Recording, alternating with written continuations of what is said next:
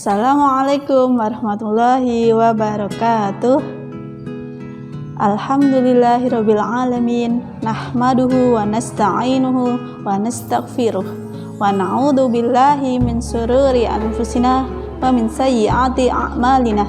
May yahdihillahu fala mudhillalah wa may yudlilhu fala hadiyalah. Asyhadu an la ilaha illallah wa asyhadu anna Muhammadan abduhu wa rasuluh. Amma ba'du. Apa kabar anak-anak SD Interaktif hari mulia semuanya? Semoga Allah senantiasa melimpahkan kepada kita semua kenikmatan, nikmat kesehatan serta rahmatnya kepada kita semuanya. Amin. Alhamdulillah, pada tahun ini kita masih dipertemukan dengan bulan suci Ramadan, bulan yang banyak keutamaan di dalamnya. Bahkan pada masa Rasulullah, jauh hari sebelum datang bulan Ramadan itu, mereka senantiasa mempersiapkan diri dan berdoa agar dipertemukan dengan bulan Ramadan. Saking istimewanya bulan Ramadan. Jadi anak-anak sekalian, bersyukurlah kepada Allah karena pada tahun ini kita masih diberikan kesempatan oleh Allah untuk berjumpa pada bulan Ramadan. Tidak semua orang bisa menjumpai bulan Ramadan. Misalnya pada waktu sehari sebelum bulan Ramadan ternyata Allah panggil, dia meninggal, jadi tidak bisa bertemu dengan bulan Ramadan. Bulan Ramadan itu bulan yang sangat istimewa, salah satu bulan istimewa di antara 12 bulan. Dan keutamaannya, salah satu di antara keutamaan dari bulan Ramadan yaitu bulan yang penuh keberkahan. Kenapa kok penuh keberkahan anak-anak? Diriwayatkan dari Abu Hurairah sebagai berikut. Sesungguhnya telah datang kepadamu bulan yang penuh berkah. Allah mewajibkan kamu berpuasa karena dibuka pintu-pintu surga, ditutup pintu-pintu neraka, dan dibelenggu syaitan-syaitan, serta akan dijumpai satu malam yang nilainya lebih dari 1000 bulan. Barang siapa yang tidak berhasil memperoleh kebaikannya, sungguh tiadalah ia akan mendapatkan itu untuk selama-lamanya. Hadis riwayat Ahmad, An-Nasai, dan Baihaqi. Nah, jadi saking istimewanya bulan Ramadan ini, makanya orang muslim itu harus mendambakan untuk berjumpa dengan bulan Ramadan. Karena pada bulan itu pintu surga semuanya dibuka, pintu neraka ditutup, dan setan-setan itu dibelenggu oleh Allah. Kemudian terdapat satu keistimewaan lagi yang sangat dinanti, yaitu satu malam yang disebut malam Lailatul Qadar. Nah, malam Lailatul Qadar ini cuma satu malam, tapi dia bernilai 1000 tahun. Misalnya, kalian pada waktu malam Lailatul Qadar itu kalian berbuat baik, membantu ibu menyapu, maka kalian seperti mendapat pahala menyapu, menolong ibu tadi selama 1000 tahun. Padahal itu cuma satu malam, dikerjakan cuma berapa menit. Dan semua manusia, umat Islam, manusia itu tidak tahu kapan waktu pastinya malam Lailatul Qadar. Yang tahu hanya Allah. Tetapi dalam hadis disebutkan bahwasanya malam Lailatul Qadar itu terdapat di 10 hari terakhir. Jadi hari ke-21 sampai selesai puasa itu. Ada kadang 29, kadang 30. Jadi pada saat 10 hari terakhir itu, anak-anak berlomba-lombalah berbuat kebaikan, walaupun cuma membantu ibu menyapu atau membantu membaca Quran, walaupun cuma berapa ayat, kalau bisa ya banyak, karena pada malam itu pahala untuk kalian dari amal ibadah kalian itu akan dilipat gandakan dan dihitung sebagai amalan yang dilakukan dalam waktu 1000 tahun. Nah, itu saking istimewanya bulan Ramadan. Jadi kita itu harus bahagia menyambutnya karena diberi kesempatan untuk bertemu bulan Ramadan. Nah, keutamaan bulan Ramadan yang lainnya yaitu apa? Ya, bulan kegembiraan bagi yang mencintai kebaikan. Kenapa? Karena pada bulan Ramadan setiap amal yang kita lakukan itu akan dilipat gandakan. Kalau hari biasa selain bulan Ramadan, pahala misalnya sholat wajib, sholat subuh berjamaah di masjid, pahalanya 27. Nah, kalau dilakukan waktu bulan Ramadan itu akan dilipat gandakan. Terus misalnya contoh baca Al-Quran. Baca Al-Quran itu pahalanya dihitung bukan per ayat. Misalnya Qul huwallahu ahad, itu yang dihitung bukan Qul huwallahu ahad satu tetapi per ayat. Qul berarti ada 2 qaf sama lam, itu 2, itu baru Qul huwallahu ahad. Dan kalau kalian membaca Quran ataupun kalau yang masih belajar Iqra, berlatih, itu akan dinilai per huruf dengan 10 pahala, dengan 10 kebaikan. Itu kalau bukan bulan Ramadan. Kalau bulan Ramadan kalian akan dilipat gandakan lagi, dan manusia tidak ada yang tahu kelipatannya itu ada berapa, cuma Allah yang tahu. Makanya saking istimewanya ini, Allah pun memberi kelipatan yang manusia tidak tahu. Jadi berlomba-lombalah saat bulan Ramadan, kebaikan kita akan dihitung berlipat ganda. Kemudian keutamaan bulan Ramadan yang berikutnya yaitu penghapusan kesalahan dan diampuni dosa-dosanya. Abu Hurairah berkata bahwa Nabi Shallallahu Alaihi Wasallam bersabda, "Sholat yang 5 waktu Jumat ke Jumat, Ramadan ke Ramadan berikutnya menghapuskan kesalahan-kesalahan yang terdapat di antara masing-masing selama kesalahan besar itu dijauhi." Kemudian Abu Sa'id Al-Khudri radhiyallahu anhu berkata bahwa Rasulullah Shallallahu Alaihi Wasallam bersabda, "Barang siapa yang berpuasa pada bulan Ramadan dan mengetahui batas-batasnya dan ia menjaga diri dari segala apa yang patut dijaga, dihapuskanlah dosanya yang sebelumnya." Hadis riwayat Ahmad dan Baihaqi. Jadi keistimewaan bulan Ramadan berikutnya yaitu bulan pengampunan dan diampuni dosa-dosa kita.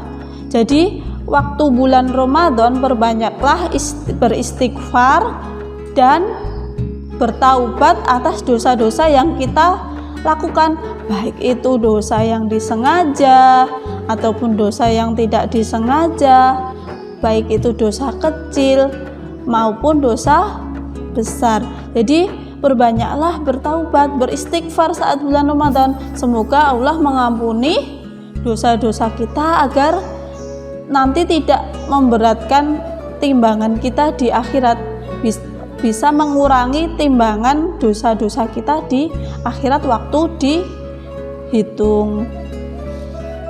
Nah, karena di saat bulan Ramadan kita juga diwajibkan, salah satu kewajiban yang ada yang bagi umat muslim saat bulan Ramadan itu apa?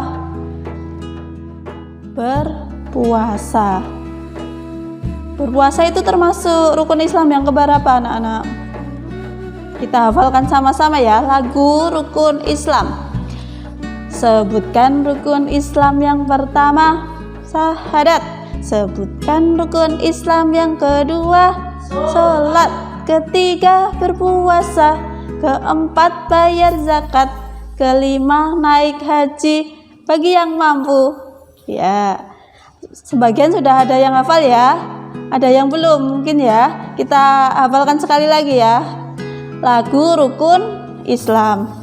Sebutkan rukun Islam yang pertama, syahadat. Sebutkan rukun Islam yang kedua, sholat. Ketiga, berpuasa. Keempat, bayar zakat. Kelima, naik haji bagi yang mampu. Berarti tadi puasa Ramadan rukun Islam yang keberapa? Iya, pinter semuanya. Dan puasa Ramadan itu hukumnya wajib karena merupakan salah satu dari rukun Islam. Seperti disebutkan dalam surat Al-Baqarah ayat 183. Insya Allah sudah hafal semua ya anak-anak SD Interaktif Harumil ya. Kita hafalkan sama-sama bagi yang belum lancar menghafalnya, yuk. Quran surat Al-Baqarah ayat 183. A'udzu billahi minasy syaithanir rajim. Bismillahirrahmanirrahim. Ya ayyuhalladzina amanu kutiba alaikumus-siyamu kama kutiba alal ladzina min qablikum la'allakum tattaqun. Nah, begitu ayatnya sudah hafal ya insya Allah ya. Kita baca artinya. Hai orang-orang yang beriman, diwajibkan atas kamu berpuasa sebagaimana diwajibkan atas orang-orang sebelum kamu agar kamu bertakwa. Jadi puasa Ramadan ini hukumnya wajib, harus dilaksanakan. Jika tidak dilaksanakan maka mendapat dosa. Karena puasa Ramadan termasuk salah satu rukun Islam. Jadi kalau tidak melaksanakan salah satu di antara kelima rukun Islam itu, maka mendapatkan dosa besar. Misalnya kalian tidak di antara lima tadi, syahadat, sholat, puasa, zakat, sama apa? Naik haji. Kalau naik haji itu cuma bagi yang mampu. Jadi kalau naik haji sifatnya yang mampu saja, baik mampu harta ataupun mampu fisik kesehatan. Kalau orang sakit sudah stroke nggak bisa ya tidak, tapi mampu berarti tidak wajib haji. Kalau yang keempat, syahadat, sholat, puasa, zakat itu harus dilaksanakan. Nah, syarat wajib puasa itu apa toh? Kalau di sholat juga ada syarat wajib sholat, di puasa juga ada syarat wajibnya. Di antaranya yang pertama yaitu harus beragama Islam. Jadi kalian kalau bukan agama Islam ya tidak wajib untuk berpuasa. Kedua, harus berakal sehat atau tidak gila. Jadi kalau kalian berakal sehat, pandai-pandai semua ya anak SD Interaktif Harumil ya, berarti dikenai kewajiban untuk melaksanakan puasa Ramadan. Terus yang ketiga yaitu harus sudah balik. Jadi kalau sudah balik wajib hukumnya untuk melaksanakan ibadah puasa. Kalau belum balik boleh tidak berpuasa, tetapi alangkah baiknya untuk latihan dari sedari kecil untuk mendisiplinkan diri dan melatih diri untuk berpuasa. Boleh berpuasa, tetap dapat pahala yang berlipat ganda karena kalian sudah meniatkan ibadah puasa tadi untuk beribadah kepada Allah. Jadi dilipat gandakan karena di bulan Ramadan. Jadi tidak ada ruginya. Seumpamanya kelas belum balik tapi tetap puasa sehari penuh, rugi dong. Kong nggak wajib, nggak rugi, kalian tetap akan mendapat pahala yang berlipat ganda walaupun belum dikenai kewajiban untuk berpuasa. Kemudian syarat wajib puasa berikutnya yaitu suci dari haid dan nifas ini khusus untuk wanita, kalau laki-laki tidak ada ya. Jadi kalau wanita yang haid atau nifas itu ibu-ibu yang habis melahirkan itu maka tidak diwajibkan untuk berpuasa, tapi diganti dengan apa? Enak dong, yang perempuan nggak berpuasa, yang laki-laki berpuasa. Enggak juga. Kalau yang haid dan nifas bagi wanita tidak berpuasa, nanti di bulan selain Ramadan mereka harus mengganti puasanya itu.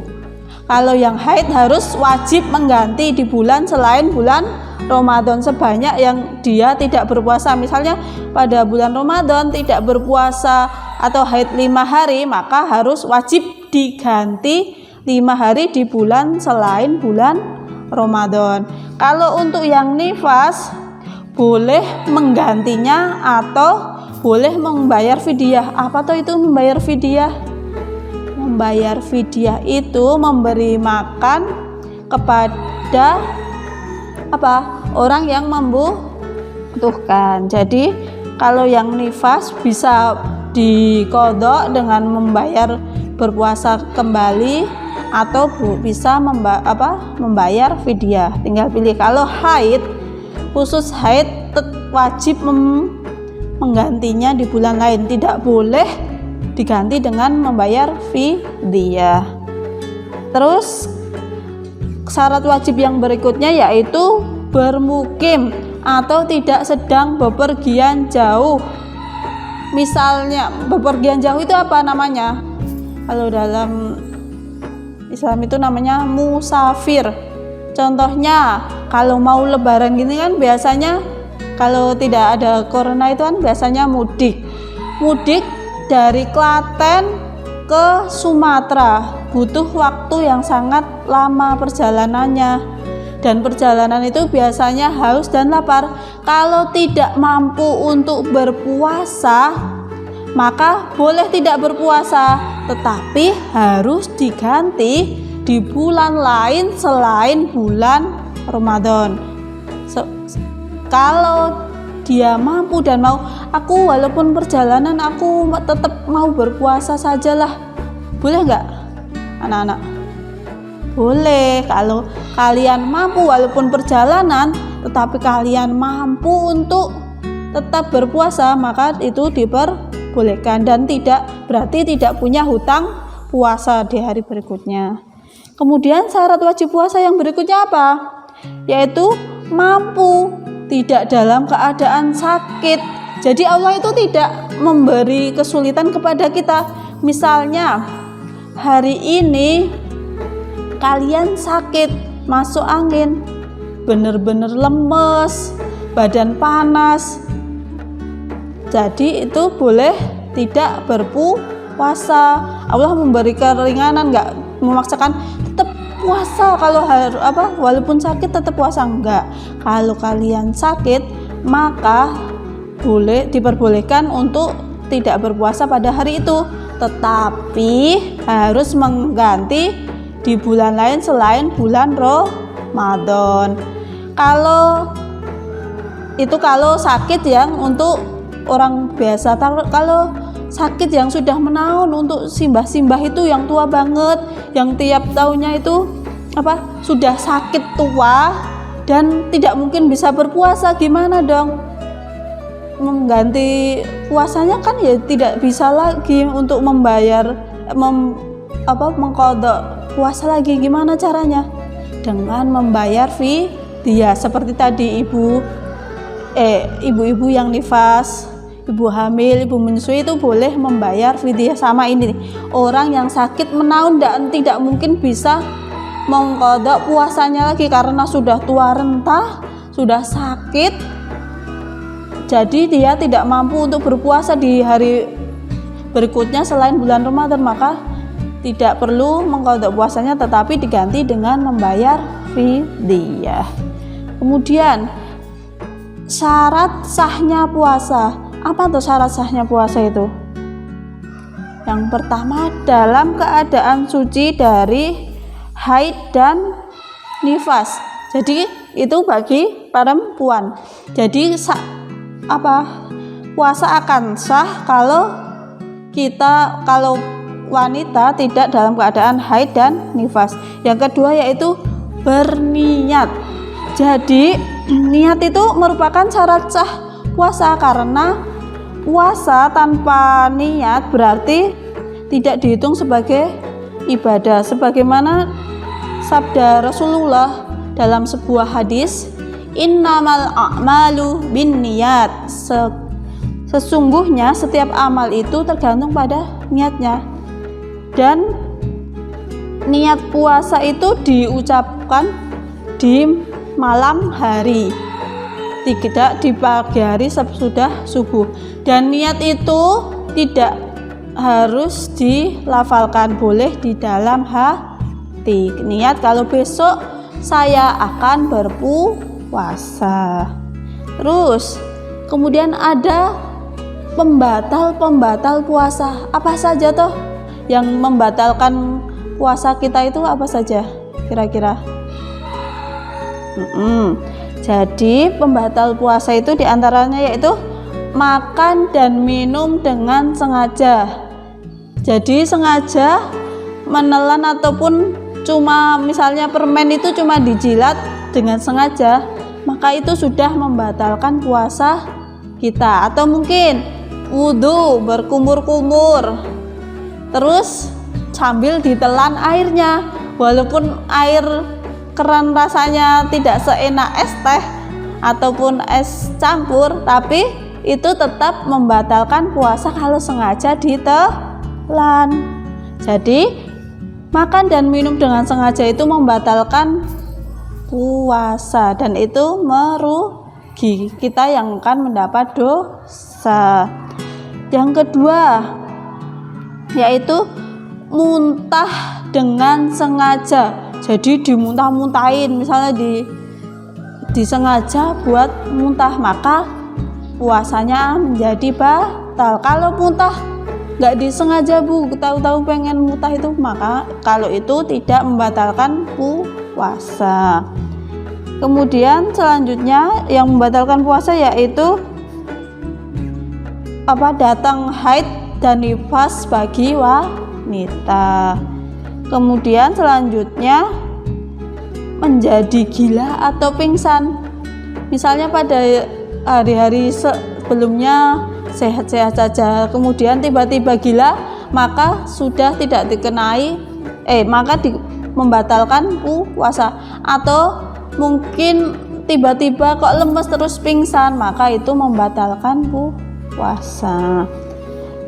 Yang membatalkan puasa berikutnya yaitu ridho atau murtad. Kalau pas hari itu di bulan Ramadan posisi puasa, tapi waktu siang hari dia murtad. Murtad itu apa tahu anak-anak? Ya, murtad itu keluar dari agama Islam. Aku sudah misalnya berpindah dari agama Islam ke agama yang lainnya. Yang berikutnya berniat untuk berbuka. Jadi hati-hati ya anak-anak, walaupun cuma niat, misalnya pada siang hari aku arep buka lawang ngeleh, itu sudah membatalkan puasa karena sudah berniat membatalkan puasa. Jadi niat itu sebenarnya sepertinya sepele, tapi itu sesuatu yang bisa membatalkan suatu ibadah karena sudah berniat. Kemudian yang membatalkan puasa, misalnya untuk bapak-bapak merokok kan nggak enak. Iya, walaupun cuma asap, masuk ke dalam tubuh, tetapi itu tetap membatalkan puasa. Kemudian puasa, oh iya, tadi sudah sampai sini. Pengertian puasa itu apa tuh anak-anak? Puasa itu menurut bahasa, puasa itu artinya menahan atau mencegah. Sedangkan menurut istilah, puasa itu menahan diri dari segala yang membatalkan puasa, dari terbit fajar sampai matahari terbenam. Jadi puasa itu dilaksanakan setelah dari terbit fajar sampai sholat maghrib, ya biasanya subuh, dari subuh sampai maghrib. Terus tadi ada yang syarat wajib, syarat sah, ada yang membatalkan puasa, kemudian ada yang dimakruhkan ketika berpuasa. Apa toh itu dimakruhkan? Makruh itu apa toh anak-anak? Makruh itu kalau kita melaksanakannya maka tidak apa-apa, tetapi kalau kita meninggalkannya maka akan mendapat pahala. Apa saja itu yang membuat makruh puasa kita? Yang pertama yaitu terlalu dalam dan berlebihan saat berkumur-kumur. Saat wudhu kumurnya berlebihan, dikasih airnya digurut banyak, itu maka hukumnya makruh. Karena takutnya nanti bisa tertelan di dalam tenggorokan. Kemudian yang dimakruhkan yaitu menyicipi makanan tanpa ada kebutuhan, walaupun tidak masuk ke kerongkongan. Misalnya ibu hari ini masak apa ya, masak ayam, terus pengen tahu rasanya, dicicipi cuma di lidah, itu hukumnya makruh, walaupun tidak ditelan, tidak membatalkan, tapi hukumnya makruh. Kemudian yang dimakruhkan ketika berpuasa yaitu bermalas-malasan dan terlalu banyak tidur tanpa ada kebutuhan. Alah, puasa we tak tidur wae lah terus seharian, nggak waktu bangunnya waktu sholat saja, itu hukumnya makruh. Sebaiknya ya tetap beribadah apa saja, misalnya beribadah baca Quran, terus membantu orang tua, dan aktivitas yang lainnya, berzikir, itu lebih diutamakan daripada cuma tidur seharian. Kemudian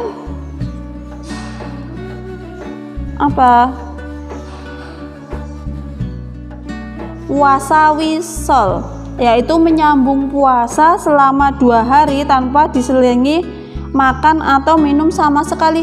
Jadi puasanya diteruskan gitu loh, nggak berbuka ataupun minum. Itu boleh tapi hukumnya makruh. Alangkah lebih baiknya malah justru disunahkan, kita itu disunahkan mengakhirkan sahur.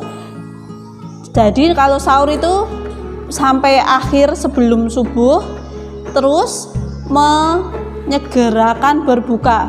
Kalau sudah azan maghrib berkumandang Allahu Akbar, Allahu Akbar, maka segerakanlah berbuka. Dan disunahkan lagi untuk berbuka dengan apa? Kalau Rasulullah menyunahkannya berbuka dengan buah. Apakah itu? Buah yang biasanya banyak terdapat di Arab ya, buah yaitu buah kurma. Jadi kalau berbuka dengan buah kurma bukan wajib itu, tapi sunnah itu kalau kita lakukan mendapat pahala, kalau tidak dilakukan tidak apa-apa. Jadi Allah itu memerintahkan kita, justru kita itu disunahkan untuk segera berbuka saat adzan berkumandang. Jangan Allah, aku masih kuat kok nanti bukannya waktu isya. Ya boleh, tapi lebih diutamakan atau disunahkan segera berbuka saat adzan maghrib telah berkumandang. Baiklah, mungkin cukup di sini Bu Isna menyampaikan materi tentang puasa pada kali ini. Semoga kita semua memperoleh diterima amal ibadah puasa selama 1 bulan dan kuat menjalankan ibadah sampai 1 bulan penuh. Dan semoga Allah mengampuni dosa-dosa kita yang telah kita lakukan. Kemudian semoga Allah menerima dan melipat gandakan amal kita sehingga bisa menjadi pemberat timbangan amal solih kita kelak di yaumul akhir. Oke, tetap semangat berpuasa anak-anak SD Interaktif Harumulia. Bu Isna akhiri dulu. Billahi taufiq wal hidayah, waridha wal inayah. Wassalamualaikum warahmatullahi wabarakatuh.